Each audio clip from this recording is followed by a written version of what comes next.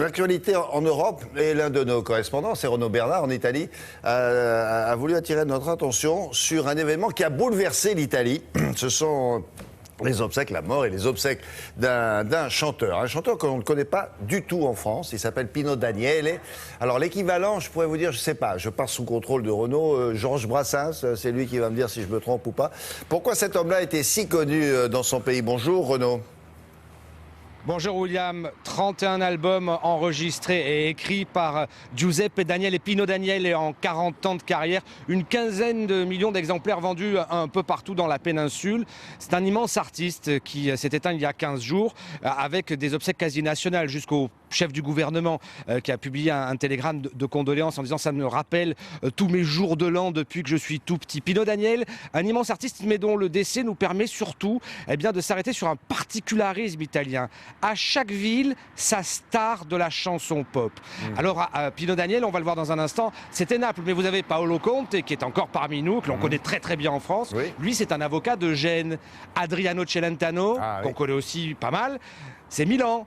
Lucio Dalla, qui est mort il y a 2 ans, c'était Bologne. C'est ça qui est intéressant en Italie. Et quand Pino Daniele s'est éteint il y a 15 jours, cela a provoqué un grand émoi dans toute la péninsule et encore plus à Naples, dans les quartiers espagnols d'où il était originaire. On y est allé. Claudia Billy, Juliette Dubois, reportage. Yes, I know my way, 1981. C'est le tube de Pino Daniele qui a traversé les Alpes. Mais voici la chanson qui a fait de lui un mythe en Italie. Napoli, Naples en dialecte napolitain. Une chanson d'amour à sa ville natale, écrite à seulement 18 ans. Et aujourd'hui, c'est Naples qui pleure Pino Daniele. À 59 ans, la fierté du pays s'en est allée.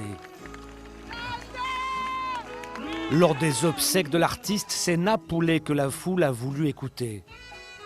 Et tous les quartiers espagnols, son quartier du port de Naples, est venu présenter ses condoléances à ses frères.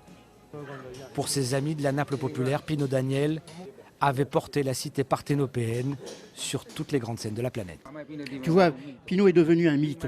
C'était un des plus grands piliers de la musique italienne. Il a porté la langue napolitaine de chez nous à la campagne, au monde entier.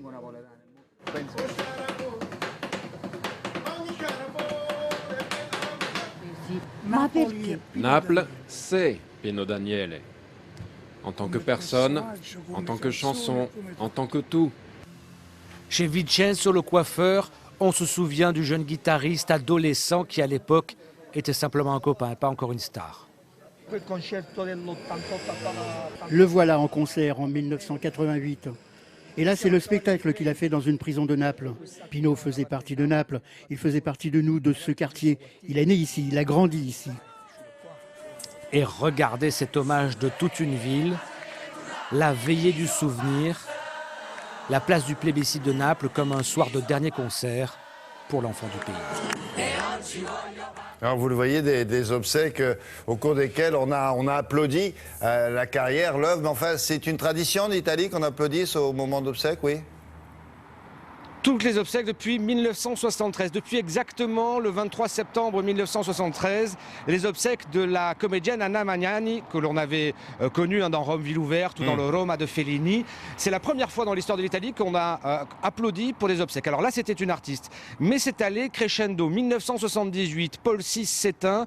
Là aussi, son cortège funéraire fait l'objet d'applaudissements. Et aujourd'hui, en Italie, on applaudit systématiquement lors des enterrements. Pourquoi? C'est une façon de désacraliser la mort et de ramener quelques instants encore le défunt dans le monde des vivants. Et puis on ne sait pas comment lui dire ça, donc on ne va pas crier, alors on applaudit, quoi. C'est une autre manière. Je disais, Georges Brassens, oui, non, à peu près, quoi. Une chanson à texte, quelque chose comme ça? Non. Alors, si la défense de l'identité napolitaine et qu'il a, en plus, il est parvenu à la chanter avec les plus grandes stars mondiales. Il a joué avec Eric Clapton, il a joué en 1982 avec Bob Marley. Naples s'est retrouvé comme ça sur la scène mondiale du reggae.